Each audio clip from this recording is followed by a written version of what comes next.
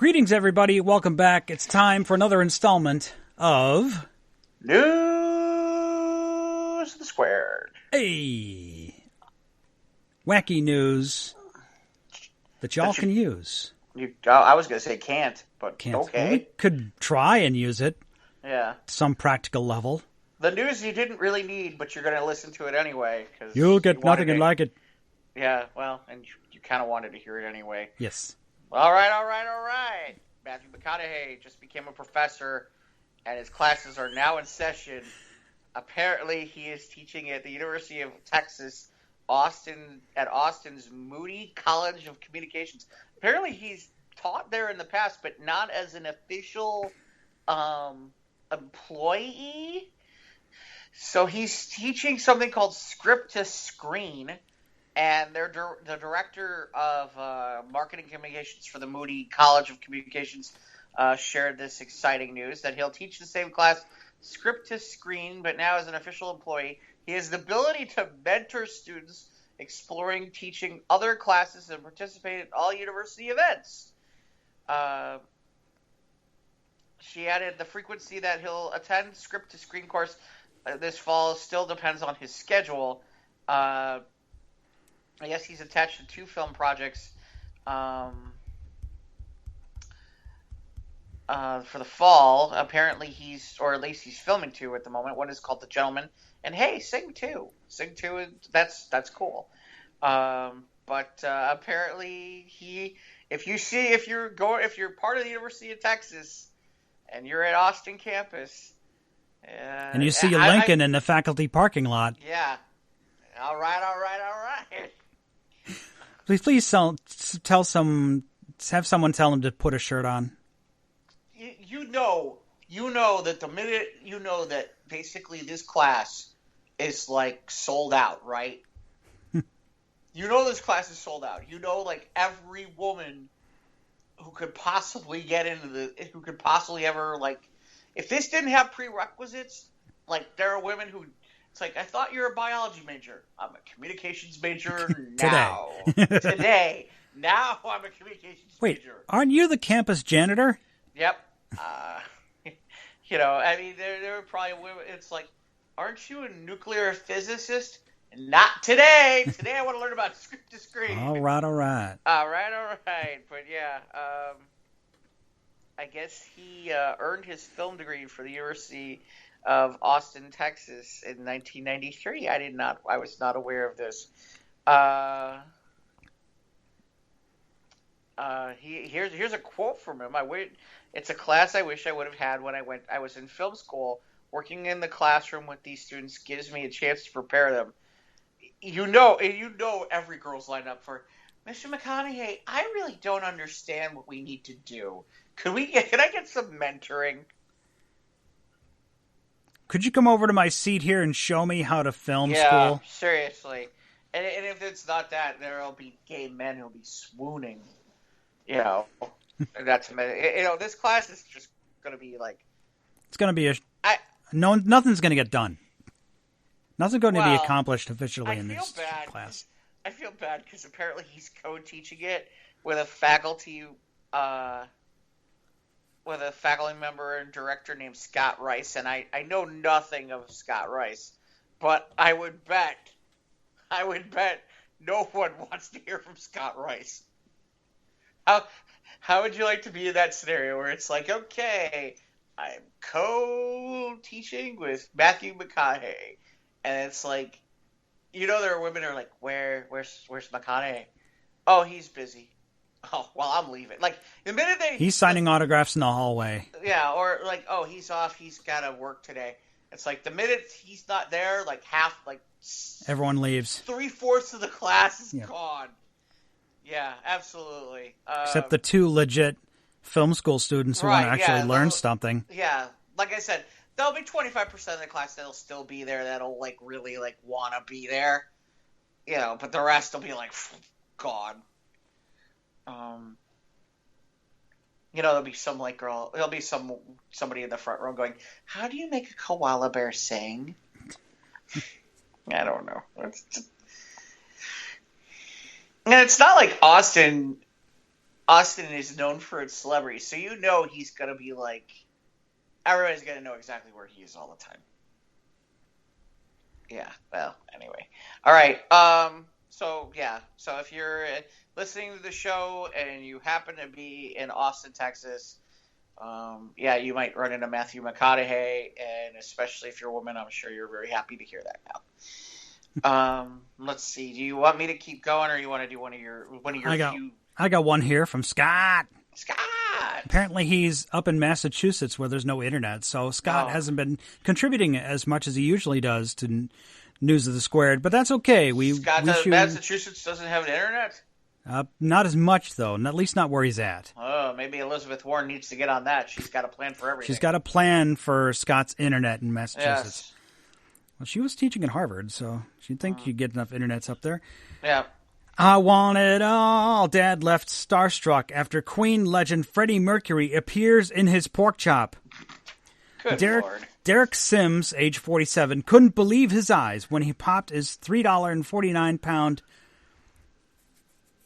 pork chop into a pan, only to find the rock legend appear 10 minutes later. A Queen fan was left starstruck after spotting Freddie Mercury in his pork chop. The dad of two had been cooking dinner for him and his wife, Donna, age 46, at a bank holiday treat in their home in Blackpool.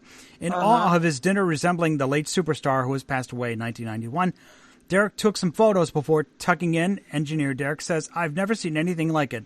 I've cooked a lot of things and lived a lot of years, but I've never seen my food resemble a celebrity before." And it doesn't really... I mean, you see a little bit of it, kinda. There's like... I don't know... You see the pork chop, you see the white parts, and see a little bit of it like a side profile of like the left side of his face. You can see like an ear and the nose and the mustache. That's pretty much it. I mean, that's it. Pretty much like a profile of his face. It's a bit of a stretch, actually, to say that. It's a lot of a stretch. Yeah, to say that this pork chop. I don't think you're going to be able to selling. No, I don't see him selling this to Brian May. I probably ate it. That's why he took a picture of it and then he went to bed. Yeah. I don't think he sold this pork chop to Queen or Adam Lambert. Now, if he ate the pork chop, and it then gave him the 5-octave range of Freddie Mercury, now that'd be cool. But that didn't happen. All we hear is radio pork chop. Yeah, really, sorry. I think that's like. And what did... See, here's the best. It's like, okay, saw it. All right, what did it say? Was it or something? What's the great message from Freddie Mercury from beyond that he decided to come to you from into a pork chop? Yeah, he ate it, apparently. We looked at it for a minute or two, but we were both hungry, so I ended up eating it. There you go. I know it's a bit silly, but I've shown people, and they say it's a dead ringer for Freddie, and I don't think so. Well, it definitely is dead now. It's in your stomach. Yeah. Well, it's probably out of your stomach by now. Pork chops really matter. I could keep going on, but I won't. Please. So, yeah, Freddie Mercury's in the pork chops. Congratulations for that. All right. Yeah. I got to take you to film school and show Matthew McConaughey your pork chop. Before you eat it. You know what? There you go. That's Matthew McConaughey's next project. I'm a teacher at a school, and some guy brings me in a pork chop that looks like Freddie Mercury, and I'm like, oh, that's pork chop looking like Freddie Mercury. Mm-hmm. All right. Mm-hmm. Yeah. All right. So let's see. So we've had quite the situation up in the state, the Granite State. Where you live free or die, New Hampshire, a mom has been in a battle with the state about her license plate, and that she's won the battle to keep it. The license plate, PB4, the letter 4, WEGO. PB4 we go. Yeah, and the picture of the license plate, the article's right here on the Squares Roundtable Facebook page. And like they said, it's a question that everybody seems to want to ask. Do you have to go? No, I don't. Parent with a child. And so apparently she's had this license plate for 15 years. And then the state of New Hampshire sent her a letter about surrendering the plate because it includes a phrase that, quote, relating to sexual or excretory acts or functions. Now, the woman by the name of Wendy Auger said she's not a political activist, but this is a non-offensive thing that I've had as part. It's part of who we are as a family and who I am, and there was zero reason for them to take it away. The recall letter said she had 10 days to surrender the plate with an option to choose another vanity plate at no extra charge or extra cost, or have another one assigned to her. If Auger chose to get the regular plate, a portion of her vanity plate fee would be refunded to her. Well, here's the interesting part. Apparently, the governor of the state got involved to stop this horrible thing. A quote from him: upon this being brought to my attention. The scary part is, have you ever been to New Hampshire? No, I have not. Okay, so it's distinctly possible that this really happened. You gotta understand, New Hampshire's incredibly small. So, like, it is distinctly possible, like, her friend knows the governor, because there ain't that many people there, and the cities ain't that big. Okay? So it's distinctly possible that it's like you know somebody who knows, like, the governor or something like that. That's kind of one of the reasons why, like, it's interesting when they start the presidential elections, and it's out in, like, New Hampshire, because they have to do, like the retail politics where you sit in, like, Bob and Lily's house to have a rally or something, like, to have a discussion, because that's how small the amount of population is in New Hampshire. So that this doesn't shock me that the governor is aware and that this became a governor level thing. Governor level thing. Yeah. Well, jeez. Salute the governor level thing. Wow, that just sounds horrible that I'm saying it out loud. Okay, now that we've had our governor level thing, well, okay, maybe not, but yeah. Anyway, he got involved and took care of the problem, and now she has her pee before we go. The lady got to keep her license plate. A happy ending. So you can fight City Hall. Yeah, well, yeah, as long as apparently you know that the governor is 3 doors down and you can. Yeah. All right. We kind of talked in squares this week about this, but I figure we'll bring this up here. Man sues Popeyes over sold out chicken sandwich. I can't get happy. Yeah, we are living in the end times of this nation. If these are the things people are suing each other over. Now, see, I hate to say it, I am at this point now where, like, I wasn't all that interested, but now that it's, like, gotten this level, it's like, all right, I might have to go and, like, check out this chicken sandwich. How good could it possibly be? Yeah. East Ridge, Tennessee, a Tennessee man is suing Popeyes over countless time wasted unsuccessfully. Countless time. Come on, stop it. Countless time. No, it's quite countable. No, it's very countable. How much time could you possibly have wasted? Unsuccessfully trying to score a wildly popular crispy chicken sandwich that was sold out earlier this week. Craig Barr of East Ridge, identified in the Hamilton County courtroom documents, accused the company of false advertising, deceptive business practices by entity to the public. He wanted to describe his alleged hardships: countless time wasted driving to and from a Popeyes. How far are you from? Well, in fairness, in Tennessee, that could be possible, depending on where. No chicken, driving back and forth to Popeyes. No chicken sandwich. Was told to come back this day. Still no sandwich. According to WTVC, Barr added that he was hustled after responding to an ad on Craigslist from someone claiming to know an employee who could hide the sandwiches for those willing to pay extra, then charge them $24. Barr says he paid the person but never got his sandwich. Why is that Popeye's fault? Well, the part I laugh about is okay, I'm a fat guy. Okay? I'm a fat guy. There's no way in hell I would do this.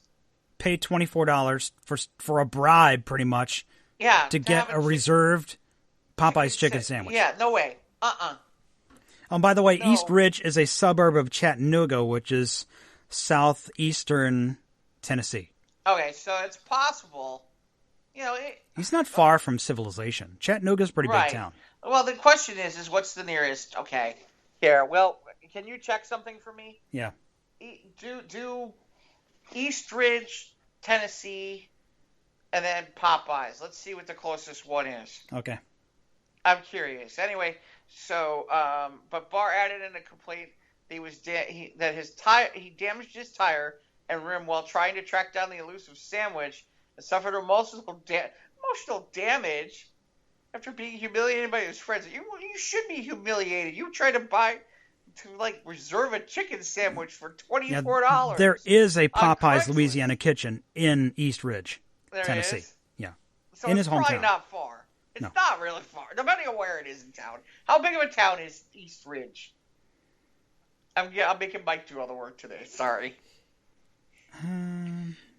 Yeah, he lives in East Ridge, so let's see here. Yeah. East Ridge, Tennessee has a population of approximately 21,000 people. Oh, dude, it can't be that big of a place. You got a Popeyes. We're not talking about you had to drive like 3 towns over. Yeah, it's right in town. There's one right in, and obviously there's one in downtown Chattanooga as well. Okay. Well, I didn't know that, but now we do. Yeah. But yeah, this is. See, like when I lived in Vermont for a year, Mike. Okay, I had to drive like 7 miles to get to McDonald's.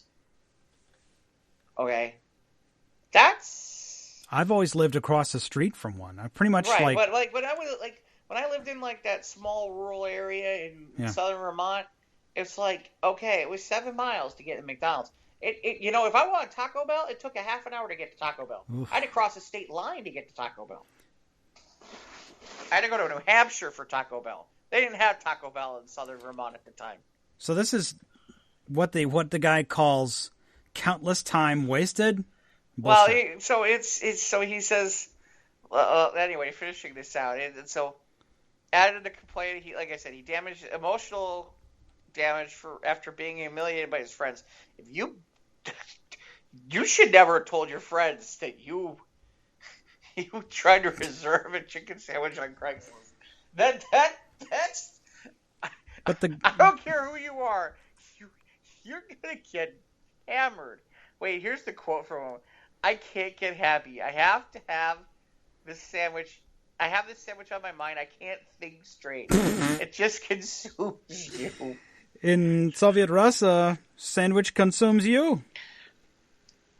And obviously, the sandwich we're talking about drew long lines of populous locations across the country after social media was spat with competitor Chick-fil-A caught the attention of chicken lovers. The lovers of the taste of chicken, not people actually loving chickens. Yeah, well, that's a different story altogether. Yeah, and I don't think. Yeah, well, I don't know what those people at Chick-fil-A do on a Sunday. I'm going to stop before I go too far. The paper reports that Barr owns a company in the automobile industry. What? And believes that Popeye should be held to account for not meeting the hype they create. It's totally deceptive. Who runs out of chicken? He's got a point there. I do have that question. It's a big fiasco. Someone has to stand up to big corporate. Fight the power. Fight the power. Fight for my chicken break. Sandwich. Give me a fucking break. Are you kidding me? No. Wait, here's the best part. This guy Barr is a business owner. This Barr is asking for $5,000 in damages. What? He did not immediately respond. Popeyes did not immediately respond for the request and comment. Dude, someone has to stand up to big corporate. Are you kidding me? But the specification, this guy owns a business in the quote-unquote automobile industry. So he owns like a used car lot? I don't know. Do we want to look him up? No, I don't. I don't give a shit about this guy. Craig Barr. I hope this guy gets his $5,000 shoved up his ass. Idiot. You know what what this is all going to happen right now. He's going to like get chicken sandwiches for life or something crazy like that. Popeyes will probably send him a case or something and then shut him up. See, now in fairness, if I was Chick-fil-A or somebody else, I would like come contact this guy and be like, yeah, we'll give you one of our sandwiches or something like that. Yeah. Didn't this happen? Did something similar like this happen when all the crazy ass kids, the Rick and Morty fans, were going to McDonald's looking for the Szechuan sauce? Yeah, well, it wasn't nearly this bad, but yeah. Well, there's internet videos of these kids jumping up and down in hysterical fits. Yes. Thinking that there's more of it in the back. Well, because apparently, and then again, this is where I'll lose credibility, but I've never really watched Rick and Morty, but apparently this is something that actually happened in Rick and Morty where they jump up and down like that. Well, they were, I forget which one is who, but yeah, Rick, I think the Professor Rick is the Doc Brown kind of guy, but he's the one who wants the Szechuan sauce. So he's trying to alter history so he can get the Szechuan sauce back at McDonald's, and McDonald's brought it back for something, and then like they ran out like immediately. Like then people were selling the packets on eBay. Yeah. Yeah, stupid. Well, so again, hope this guy gets his chicken sandwich someday. You know, and here's the funny part. Do you remember when here's the funny part. Could you imagine, like, what would have happened, what it would be like today about, like, the McRib? Because, like, the McRib, like, once upon a time, like, when we were kids, the McRib was, like, a regular item on a McDonald's menu. And then all of a sudden it became this thing where it was, like, it would show up on the menu, and then it would kind of disappear. For a month, yeah. They'd bring it back for, like, a month. I remember specifically when they brought it back for the promotion, the cross-promotion of the John Goodman live-action Flintstones movie. Mm. And the McRib, they had it in, maybe they had, Flintstones designs on the box or something. That's when they put it in the box.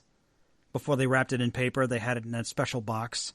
Right, but the point being is that, like, I remember, like, there used to be, like, The Simpsons had that one episode about the Rib Witch, and it was based on the McRib thing, which is, there were people that used to, like, find the schedule about what month the McRib would be where, and, like, travel around and get the big rib wherever it was, and, like, they would travel from city to city or stuff like that, and you'd hear a story about that. You know what the people would do in today's age? They'd be like, I demand a McRib, and I'm going to sue about it. Or I'm going to go on Craigslist, and I'm going to reserve one. I'm just going to give your restaurant a 1-star review on Yelp. Yeah, you removed the McRib. It's like, I have to travel the world to see the McRib. Some of these quotes from this guy are hysterical, though. I can't believe it. Why would you pay someone $24 to secure a freaking Popeye's chicken sandwich? And then use that as fuel in your lawsuit against the company. What? Yeah, I mean, there's a lot of things, you buy from Craigslist and do. There's some crazy stuff that, well, not as crazy as there used to be, thanks to, like, they shut down those sections of Craigslist. But, this is just... I mean, there are some things where you're just like, really? Seriously? And then, like I said, the part where he humiliated my friends. Yeah, you should be humiliated by your friends. I can't get happy. I have to have this. I have this sandwich on my mind. I can't think straight. Don't make... And then just sit there and make comments about someone has to stand up to big corporate. That's the best. I do agree with him on one question, which is who runs out of chicken? How hard can it be? There's gotta be chicken. Like I said, who? It's funny. All right. Earlier, it was funny during the show we were talking about Packer time in Wisconsin, and here's a perfect example of things that happen, weird things that happen in Wisconsin, because that happens. This would have been right outside of Milwaukee, because I know where this is. This is out of Brookfield. This is not far at all. No, this is right... right over the border. Right. Well, isn't it? It's a suburb of Milwaukee, right? Brookfield. Yeah, it's a Right. southwestern suburb. Yeah. So southwestern suburb of Milwaukee uh, accidentally set the price of gasoline to 28 cents a gallon. So many people flocked to the gas station. The police were called to check things out, but all they found was crazy cheap ass gas prices. A body cam footage of body cam footage. Do you need body cam footage? From the police, yeah. Yeah, well, apparently, obtained by WISN TV shows the Brookfield police officer Monday night as he responded to a suspicious circumstance at a gas station at 124th and Burley? Burley, I don't... There's nothing... His comment, there's nothing suspicious going on. It's literally people waiting for gas, he says in the footage. As a matter of fact, he asked someone, he goes, excuse me, mind telling me what's going on? This is the driver's comment. Good gas, that's all. Now, you could go to Taco Bell for good gas. Not for your car, but... Yeah, well, they didn't specify. It turns out that the good gas was all because of an accidental price slash. The price of the mid-grade was supposed to... Oh, it's mid-grade, too. That's awesome. 89 octane, usually. Yeah, well, like I said, I didn't realize it was a mid-grade. It was supposed to be priced at $2.89 a gallon. Wow, $2.89 a gallon for mid-grade. I'm... Sorry. So in Chicago, that's incredibly cheap for mid-grade. But somehow, it only cost people 28 cents a gallon to fill up from the 2.8 instead of 2.89. According to the police, the clerk put the wrong price in before they closed around 9 p.m. Word spread fast, and by the time the police got there, a couple hours later, at least 100 people took advantage of the cheap gas, and they filled up their tanks for less than $5. Nice. The gas station lost out on $3,500, but with prices back down to more competitive rates, drivers are shelling out quite a bit more cash. It's funny, they note here according to the Department of Energy, gas hasn't been as cheap as 28 cents since the 1950s. But apparently, like, it got around on, like, the internet. Like, people were like, oh my god, cheap gas. That's crazy. That's good stuff. Yeah, I remember when I first started driving in the 80s, like, when gas was still, like, under $1. Yeah. And then, like, when the first Gulf War broke out in 1991, gas jumped to, like, $1.30, and people thought the sky was falling. Yep. And now, Chicago, like, our gas here is, like, it's still under 3 at the moment for the low one, but mid-grade, $2.89 for mid-grade. I'd jump on that in a heartbeat. Well, you live up in the suburbs. Yeah. This is more closer to where I'm at. This is like, right. Sounds about right where I'm living. Yeah. No, hey. Like I said, mid-grade around here is like 3-something, 3.30, something like that. It's crazy. Okay, let's see what else we got. Georgia woman accused of borrowing a badge and gun to get free snacks. This happened in Georgia. No Georgia, Florida man yet. No Florida. We haven't had a Florida story yet. Yeah. Georgia probation officer has resigned, and her friend has been arrested for borrowing the officer's badge and gun to get free snacks at a quick trip. WSB TV reports 33-year-old Petra Lakeisha Edgerton was arrested and charged for impersonating a police officer. Wow. Says that Officer J.T. Smith saw Edgerton inside the quick trip with a badge and a gun, requesting free snacks, and her action seems suspicious. The body cam footage shows that he pulled Edgerton over, and she was still wearing the badge. The footage shows Edgerton admitting that her passenger, Brandy Green, was an officer with the Department of Community Supervision who let her borrow a gun and badge. Why would you? The department says Green was suspended but later resigned. Outlet says that Edgerton hasn't responded to comment or request. Why? She had to be drugged out. Well, wait a minute. If her friend was in the passenger seat, why didn't she just go in and buy the stuff or get the free stuff? Why did she want to do it? I don't think there was any free stuff to get. That's the first part. Yeah, they didn't get any free snacks. Right. They would. Well, you know what this sounds like? This sounds like somebody who is like, "Here's your badge. Get some free snacks. I've had too much weed." That's exactly what this sounds like. Yeah. And the only thing I can come up with is that Brandy, our friend Brandy here, probably was too hyped up on weed to drive the car, or something like that. I don't know. I don't get it. Okay. Let's see. What else do we got? Oh, here. So, because we have the never-ending stories. Hopefully by the time this airs, the freaking hurricane will have passed. The whole weekend is just sat on the Florida coast. Yeah, Hurricane Dorian has been a shade of gray that we do not need. That is for sure. But if you want to shelter with a hurricane-themed cake, you go right ahead over to Publix down there in Florida. Apparently, there's a picture on the Squares page, too, of what a hurricane cake looks like.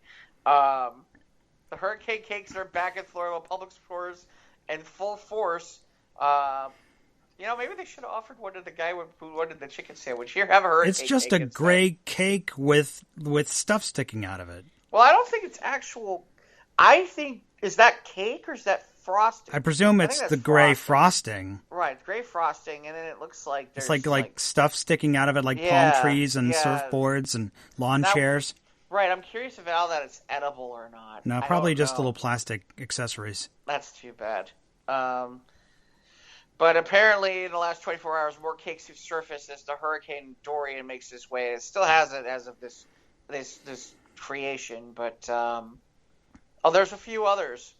Okay. Apparently, they do a cookie version of this cake. Yeah, well, you can get the big 8 or 10 inch cookie with frosting on top. Yeah, they have a version of that where somebody drew pork.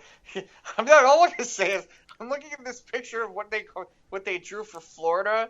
And I'm like, this either looks like a penis or a gun. I'm not sure which. Okay. It doesn't really look like Florida. No, not really. Although the one after that is kind of amusing, which is there's one here that's it says hurricane checklist. It says beer, snacks, water, party, and beer is checked off, snacks is checked off, and water is checked off. That's pretty good. I'll give him that one. But apparently, I was not aware that apparently you can have cakes for this. Florida cake. Yeah. Well, there you go. We didn't have Florida man. We had Florida cake. We had Florida cake this week. This one you picked up, which is apparently that it's from BuzzFeed. BuzzFeed. A street in Brooklyn was covered in raw chicken. Maybe this is where the Popeyes chicken sandwich went. Oh, it's gross. It does sound gross. It does. It looks gross. It looks really, yeah. A number of unidentified chickens in Brooklyn did not succeed in crossing the road Friday morning. Oh, wow, that's bad. Cullen Comic, who filmed the video of a mysterious sea of raw chicken covering the street, told BuzzFeed he had no idea what happened, but it was foul. Wow, that's bad. Oh. That's okay. Stop. Oh, here we go. The writing gets worse. He first came upon the Clucky catastrophe. Clucky! You know that there were you know that he didn't come up with this on his own. You know that there were people sitting around what other bad pun can we throw in this thing to make it sound horrible? Chicken puns. Yeah, chicken puns. It happened early Friday morning, and shortly after it was dumped because the chicken was still a relatively neat pile. This person filmed the video about an hour later after numerous vehicles had run it over and spread it all around the road. Oh, gross. When I first saw it, I was like a white mound, much more cohesive than in the video. He said the original Chicken Man was about a foot high, covered the whole street, and that with large amounts of chicken. He sent the video to his girlfriend, who passed it on to a writer, who asked the question, does anyone know what the hell kind of chicken massacre happened in Boerum Hill? The chicken didn't smell as bad as it looked because it seemed pretty fresh. It does kind of look really nasty. It looks like some giant.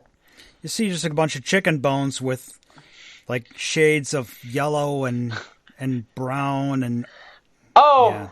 Hey, look! This story takes us right straight to our last story.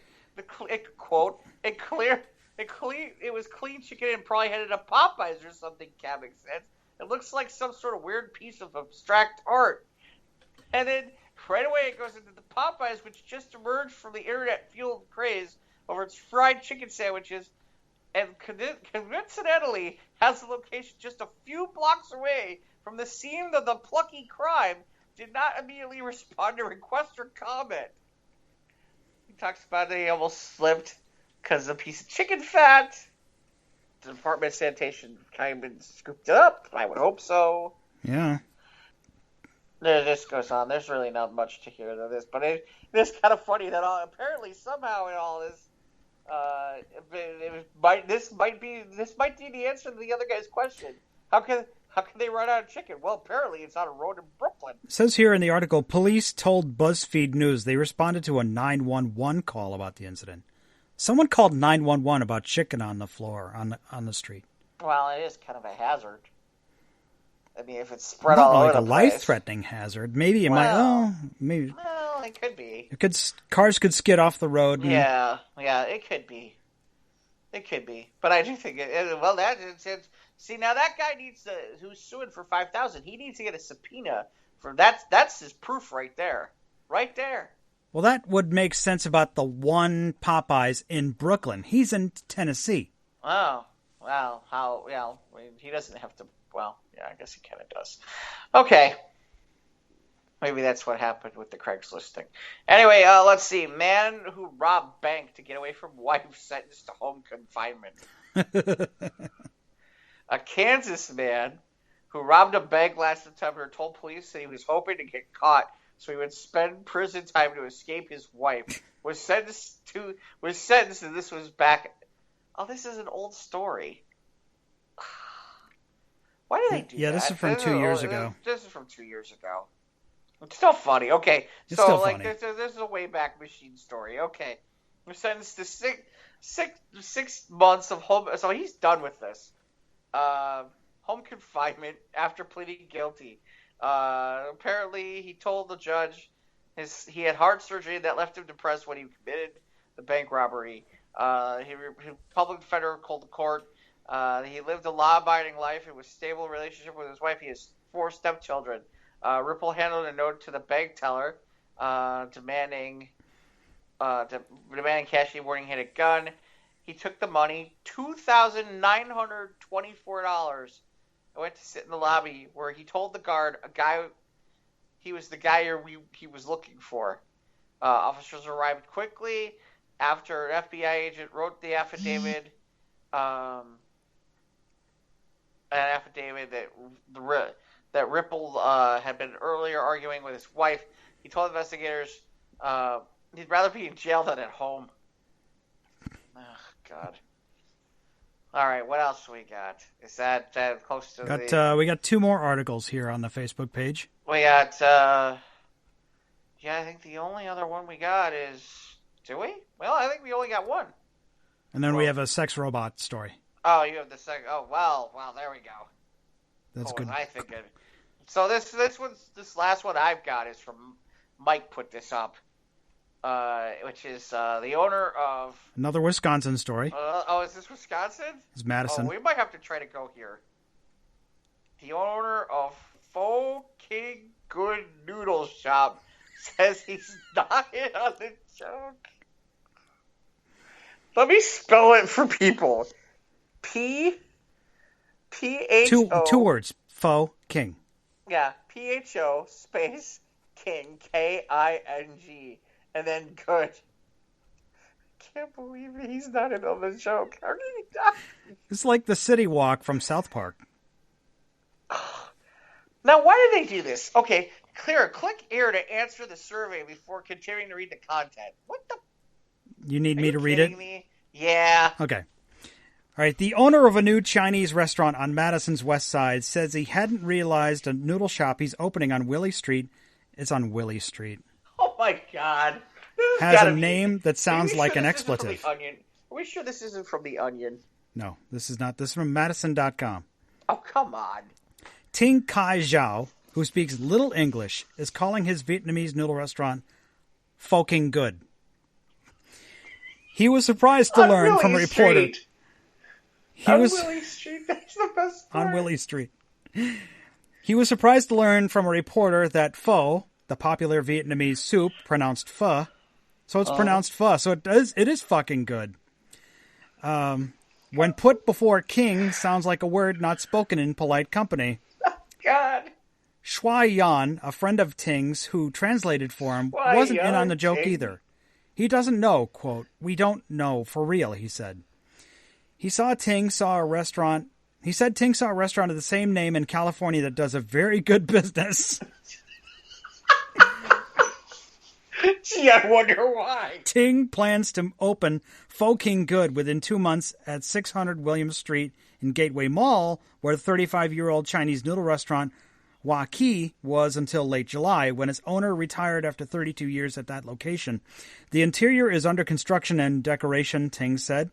The menu includes a dozen types of pho, many other soups, salads, appetizers, rice dishes, noodle dishes, Vietnamese crispy rice crepes, chicken congee, desserts, and bubble tea. Before getting filled in on the name, Ting said Pho King stands for a restaurant that specializes in making noodles. We are good at making noodles. Might say Phoking Good. Yeah, you could. Once people see the name, they will realize it is a noodle shop very easily, he said. No, they won't. Ting, age 50, who is from Fujian province in China, came to the United States 25 years ago. He lived in New York before coming to Madison 5 years ago. He bought the second-floor State Street restaurant Soga Shabu Shabu in 2015 from its original owners and moved it across the street 2 years later. Ting spent the last year getting his new Chinese restaurant, Xuan Garden, open at 6654 Middle Point Road, in what used to be Damon's Pizza Place, the original blah blah. So, yeah. So, man's worked hard to open a business. He's come from another country. He's making a business. He's he apparently named for has himself. multiple restaurants. Places. Yeah, so I mean... So good on him. Good on this guy and his Phoking restaurant. Phoking Good. On Willie. On Willie Street. Willie Street. I swear to God, he just needs to have T-shirts. This is still a proposed Vietnamese restaurant, so the name might change. But as far as we know for now, it's going to be Why would you Phoking change Good. it? You could sell so much merchandise. All you got to do is have a T-shirt. It's going to bring a lot of people on Willie in. Street. Fucking good. Especially, you're talking about Madison. Okay, so U of Wisconsin is there. That's the main campus.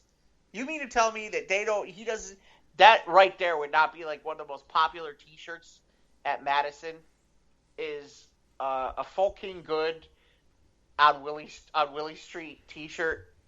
Jeez. This is just writes itself. Yeah. This is like printing money. If he gets if it's close enough to the college, he's going to do very well. Even if it's not, people will, if they can figure out a way to get there, and college students will. I'm going to have to look this up now and see how far Willie Street is in Madison. Willie Street, Madison. There's a Wall Street, but not a Willie Street. WLLY Street. The article says Willie Street. Oh, God. Well, that's false advertising. Maybe the other guy from the chicken thing should sue. Yeah. Here it is. Willie Street Co-op East. There it is. Okay. It's right on the lake there. It's by the Dane County Airport. Oh, well. That's perfect. It's near the airport, but I don't see where the college campus is. That's okay. Anyway, so yeah. All right. All we know is it's fucking good. It's fucking good on Willie Street. That's right. Everything's fucking good on Willie Street. God, can't believe it. So I guess we got one more here to close it out, Jeff. Yeah, you are all you. Tell me, okay. Saw the Daily Mail, UK. Gyrating robots debut at French pole dancing club with the androids performing alongside human counterparts.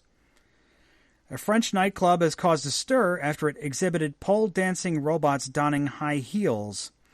The gyrating robots had CCTV cameras for heads and were interspersed among their human counterparts at Strip Club Cafe in Nantes, Nantes, on Friday night.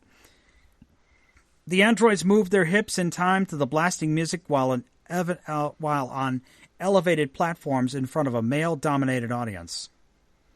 And these mannequins, they pretty much look like mannequins with joints, where it pretty much has like a TV camera for a head, but it has like a chest, no nipples, and they're like all the plastic body parts are like white. They do have boobs, but they don't have nipples. They got boobs, but and the high heels. So the This robotic is not- quote-unquote strippers were assembled using parts from mannequins and metal vehicle scraps. Their official launch will take place at the venue on Tuesday evening. That's tomorrow. That's earlier this week for our listeners. They will perform for 1 month alongside the 10 other dancers who work there. And British artist Giles Walker is the mastermind behind the unorthodox concept, explaining that the camera heads were intended to play with the idea of voyeurism. This is dumb. Walker said his robots explore the notion of who has the power between the voyeur and the observed person. SE Club owner Laurent Rao said that some people might find the robots, quote, very sexy, although the main intention is to pay homage to robotics and artificial intelligence. No. A dancer at the club. Now, this is the important part, because these are the people that you're threatening to lose the livelihoods of, and that's the dancers. I mean, are robots going to take the jobs of these dancers? Let's find out. A dancer at the club named Lexi was confident that the robots could never replace the real dancers. That's true. Lexi added that her job was artistic and beautiful rather than vulgar, and the robots would not change that. Oh, that's fucking good.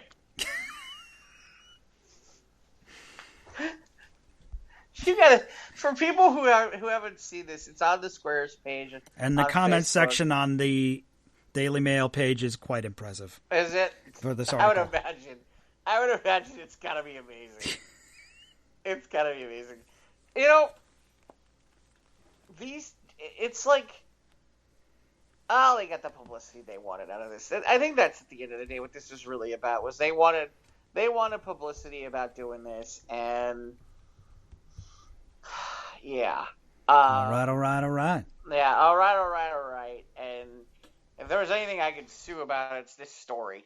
This does not make me happy, and I didn't even have to go to Craigslist. Right, because they to don't reserve have it. like silicone, like real doll faces. Well, Has not it got only TV that, I mean, cameras? they just look. The whole thing looks like just.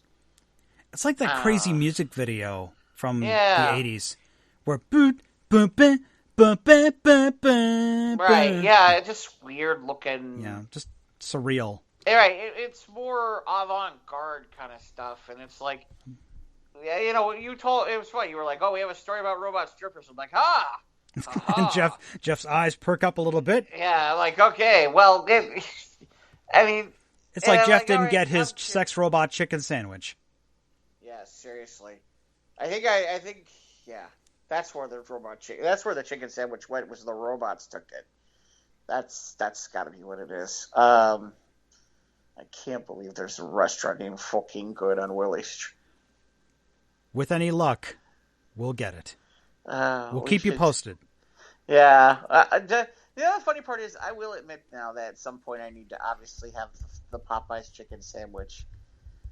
I probably will have to at some point, right?